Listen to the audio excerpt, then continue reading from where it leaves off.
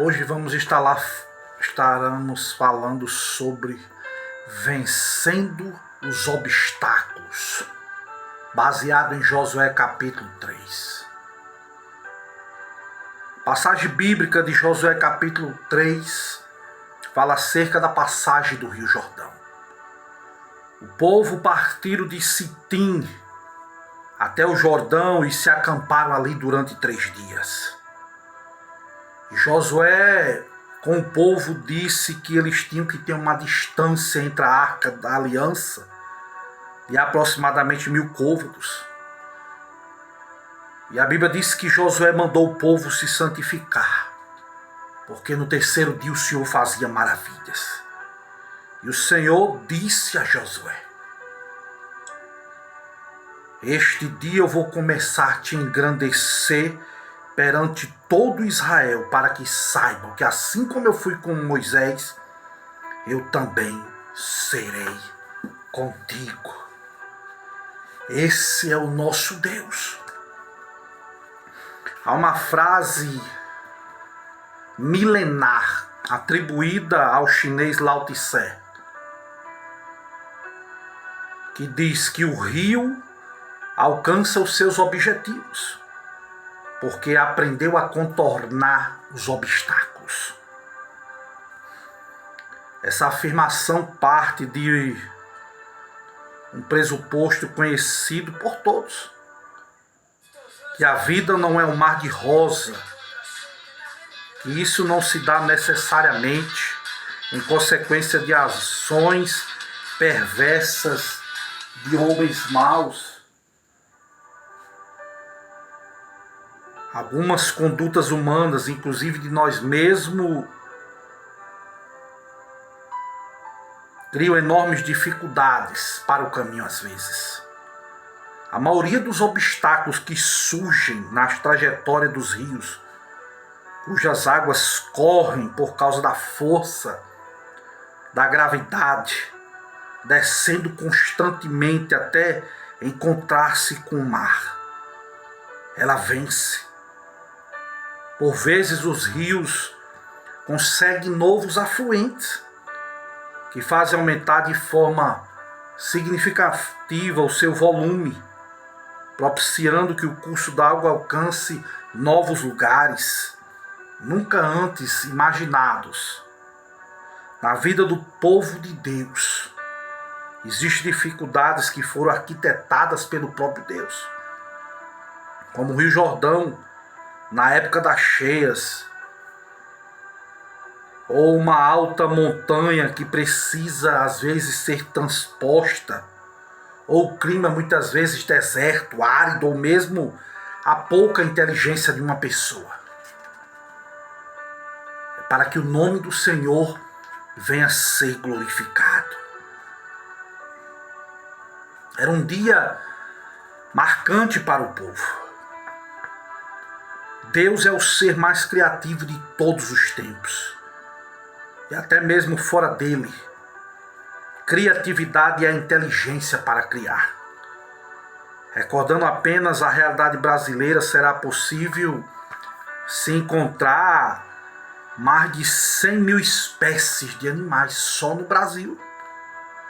Existem mais de 40.000 espécies de vegetais. Isso catalogado até agora. E a verdade é que nem todas são iguais. Nos 40 anos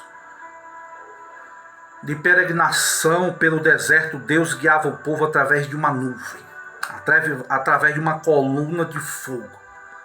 Mas agora os hebreus seriam guiados pela arca. E seriam levados que a arca seria levada pelos coatitas. Observa que a arca foi conduzida pelos sacerdotes somente em 3 oportunidades. Primeiro, nesse episódio, para atravessar o rio. Segundo, quando os dias depois circuncidaram Jericó. E por fim, ao levaram para o interior do templo do rei Salomão. A arca estaria na frente do povo, guiando a mais ou menos 1 quilômetro de distância. Por um momento eles precisavam da arca no acampamento, da nuvem ou da coluna na caminhada do deserto. Todavia, nesse instante, o povo estava diferente. Era outra geração que experimentou novas experiências com Deus, gerando uma mentalidade diferente, o que alguns estudiosos chamam de mindset, que significa mudança de mentalidade.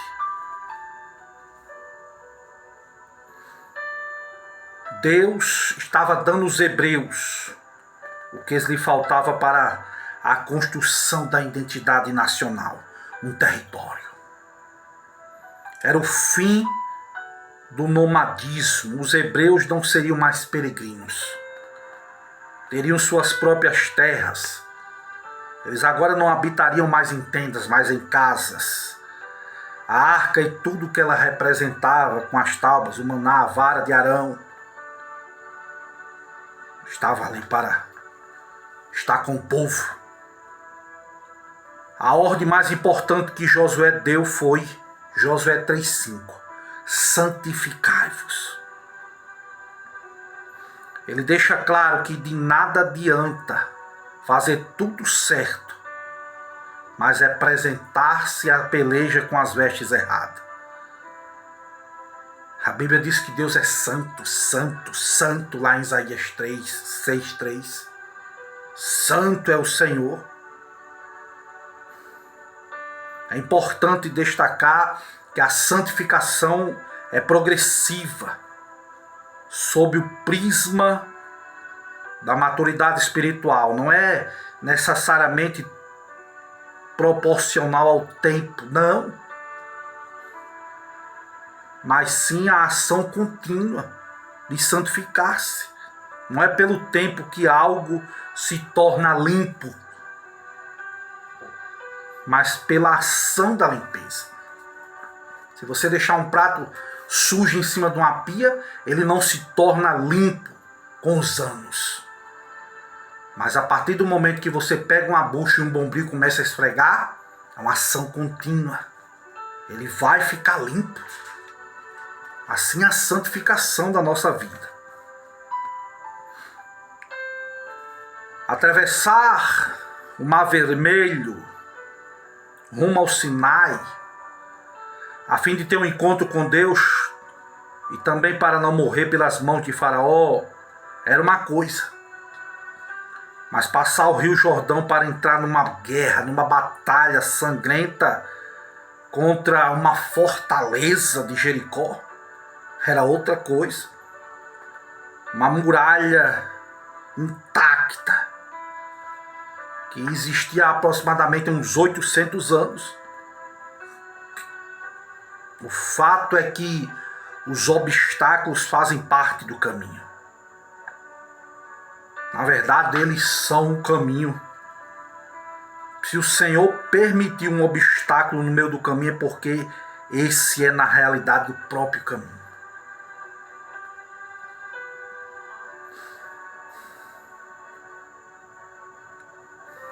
O Senhor, Ele usa de forma majoritária, por incrível que pareça, os obstáculos da vida para nos fazer, muitas vezes, crescermos.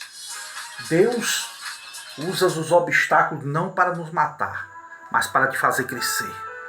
O povo hebreu, além dos desafios já enfrentados, dos embates que aguardavam na terra de Canaã, como mencionado, tinha um obstáculo intransponível. Qual era? O Rio Jordão. Era impossível milhões de pessoas, animais, atravessar na época esse rio da época de cheia. O segredo é que Deus utilizou os desafios, preparou o melhor treinamento do mundo para o seu povo. Ele transformou uma multidão de escravos que saiu do Egito, que estavam acostumados a olhar para o chão, a erguer os seus olhos para o alto e ver as grandezas do plano de Deus. Os israelitas estavam vivendo no tempo da bênção. Pois naqueles dias estavam sendo colhidos abundantes frutos em Canaã. Deus tinha preparado uma farta colheita, tendo em vista que os hebreus comeriam dela, lá em Josué capítulo 5, versículo 11 e 12. Era a época de colheita, justamente a época que Deus manda o povo atravessar o rio Jordão. Exatamente quando o povo passou a comer do fruto da terra de Canaã, foi quando o maná cessou. O maná cessou porque agora eles estavam na terra prometida. E lá tinha o fruto, frutas maravilhosas. Aleluias. A Bíblia diz que está escrito que ao pecador o Senhor dá trabalho, para que ele ajunte e amontoe e dê àquele que é bom perante a face de Deus. Eclesiastes capítulo 2, versículo 26.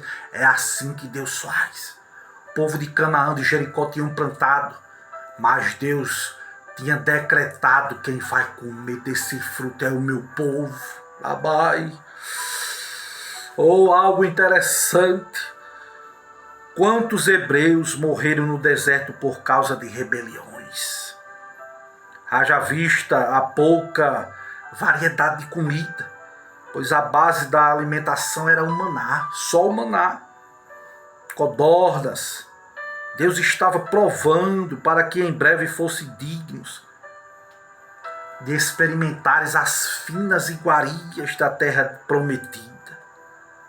Sem dúvida, a dieta do povo doravante seria muito melhor do que aquela disponibilizada de graça pelos seus opressores egípcios. Não tiveram paciência no deserto. Murmuração, saudade do pepino, da cebola. Muitas vezes Deus coloca-nos à prova. Comer cuscuz e ovo às vezes. Senhor, é só isso. Mas é porque lá na frente Deus tem algo preparado. Tem banquete. Muito sofrimento aqui na terra, aflição de espírito. Mas lá nos céus não haverá mais nada disso. Podemos estar perambulando nesse deserto, peregrinando, mas o fim será algo glorioso. Há tempo para todas as coisas. Por esta razão, o cristão deve esperar com paciência no Senhor o milagre. O povo passou a seco. Quando os pés dos sacerdotes que levavam a arca tocaram nas águas do rio, Deus começou o milagre. No episódio do Mar Vermelho, Deus fez soprar um vento forte que dividiu as águas. O Altíssimo, no caso da travessia do Jordão, criou uma enorme represa. Eu nunca tinha visto sobre isso. Josué 3,17. O Senhor criou uma represa no curso do rio. Alguns estudiosos indicam o provável lugar, alguns quilômetros da travessia. Em Josué 3,16, veja que as águas pararam a quilômetros de distância, uma represa que Deus fez. Assim, o leito do rio começou a baixar gradativamente, à proporção que as águas iam descendo. Flávio Joséfo afirmou: quando os sacerdotes eles entraram no rio, perceberam que a água não era mais tão movimentada, tendo baixado o nível, que o fundo estava firme, e assim podiam atravessar a pé. Depois desse primeiro efeito da promessa, todos os outros passaram sem medo, sem receio. Isso nos faz lembrar a criatividade de Deus em remover os obstáculos. Há situações em que Ele intervém de maneira abrupta, como foi no milagre do Mar Vermelho. Noutros momentos, porém, como aqui na travessia do Jordão, o Senhor age paulatinamente. O resultado do obstáculo é milagre. Essa é a verdade. E aonde tem obstáculo, tem milagre. Em terceiro lugar, nós vemos o memorial. Memorial de Deus. Memoriais são pontos destacados. Esse propósito de marcar indelevelmente o consciente coletivo do povo, o Senhor falou a Josué que erigisse um memorial com pedras retiradas do rio em Gilgal. 12 pedras, representando as 12 tribos de Israel. Para que esse memorial do outro lado do rio? Para que quando fosse no futuro, que perguntasse o que é essas pedras, os filhos deles perguntassem, disse, é que o povo de Deus passou no meio desse rio, a pés enxuto. E a Bíblia diz que o segundo memorial Josué fez dentro do rio.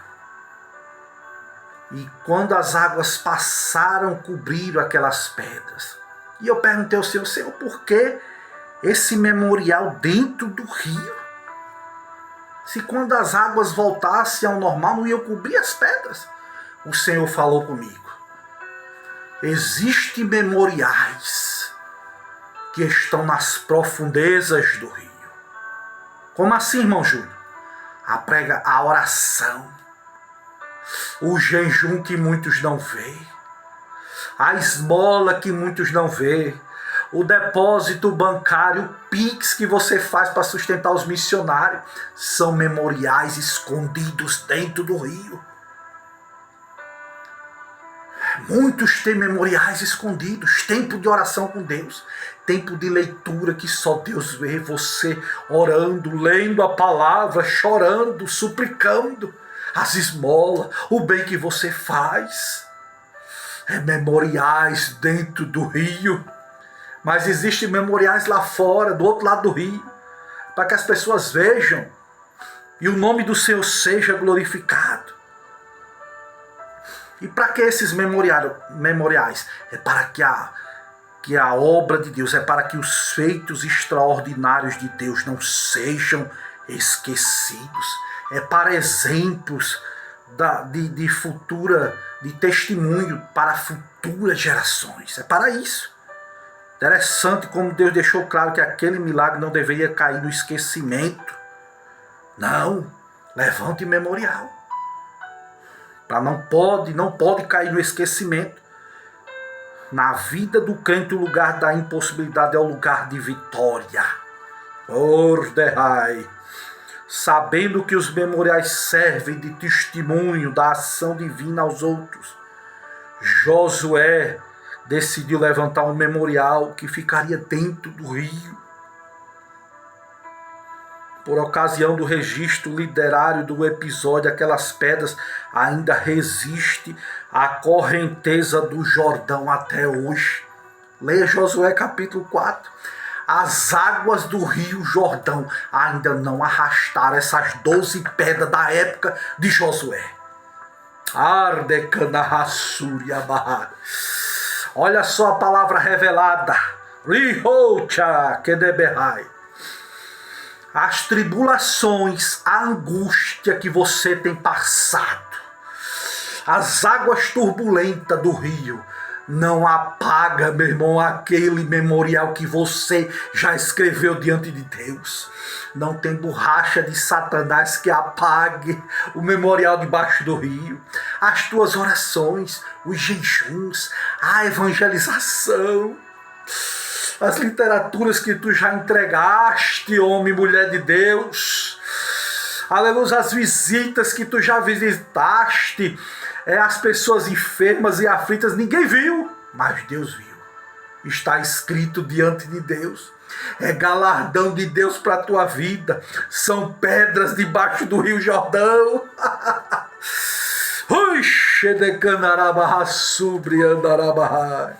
São pedras de dentro do rio Jordão. É memorial de Deus. O homem que Deus coloca na frente da nação sabia, meu irmão, que os israelitas precisavam reconhecer perenemente a bênção de Deus sobre o seu ministério. Aleluias, o milagre foi tremendo não só pelo fato do rio ter deixado de correr, não, mas também porque os pés dos sacerdotes estacionaram em cima do lajedo de pedras, que não podiam ser observadas quando as águas corriam. Por quê? Porque não era uma piscina, era água barrentas. A luta, a tribulação.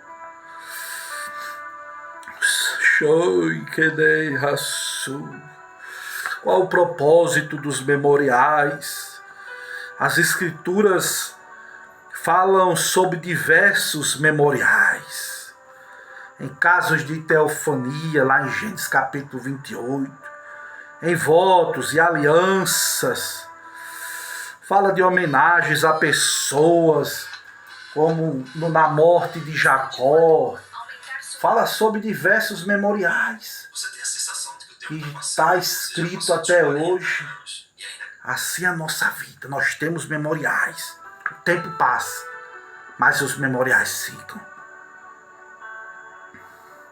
É exatamente por meio dessas impossibilidades, intransponíveis muitas vezes, como o Jordão, que o Criador executa o plano mais perfeito, mais criativo que poderia ser pensado, e que por intermédio do milagre manifesta o seu poder. E aqui eu encerro: o milagre da travessia do Jordão nunca deveria ser esquecido por aqueles que passaram a pé enxuto, para gerações futuras, e também por aqueles que eram inimigos de Israel. Daí a importância de erigir memoriais, de celebrar vitórias. É importante erigir os memoriais e celebrar a vitória para a glória de Deus. Que possamos levantar memoriais em oração, leitura bíblica, evangelismo, boas obras. O Senhor vem buscar um povo zeloso, especial e de boas obras. Não importa se você está erguendo memoriais debaixo do Jordão, onde as águas barrentas estão passando por cima. Está lá um versículo que você deixa para alguém. Um Jesus te ama. Uma pessoa que você abraça. Uma porta que você fica na igreja, o banheiro que você lava, o matutino que você vai, a oração de meu dia. Deus está vendo. É memorial. É obra. É galardão para a tua vida. Existem os memoriais do outro lado do rio, onde serve para as grandes gerações, palestras, grandes cruzadas evangelísticas. São memoriais que todo mundo vê, né? Grandes canais de televisão, redes sociais, são memoriais. Pregações dos gideões missionários, memoriais do outro lado do rio. Mas você pode construir memoriais tanto do outro lado do rio, onde todo mundo pode ver, como pode fazer memorial dentro do rio, debaixo das águas, na profundidade com Deus, no seu cantinho. Se não pode fazer missão indo, pode fazer missão se ajoelhando e orando pelos missionários. Se não pode fazer missão indo para outros países, pode-se fazer missões contribuindo com a mão. Aleluias, abrindo o bolso e ajudando aqueles que estão no campo fazendo a obra. Um planta, o outro rega, mas é Deus quem dá o crescimento. Aleluias, e assim, nem o que planta, nem o que rega é alguma coisa, mas Deus que dá o crescimento.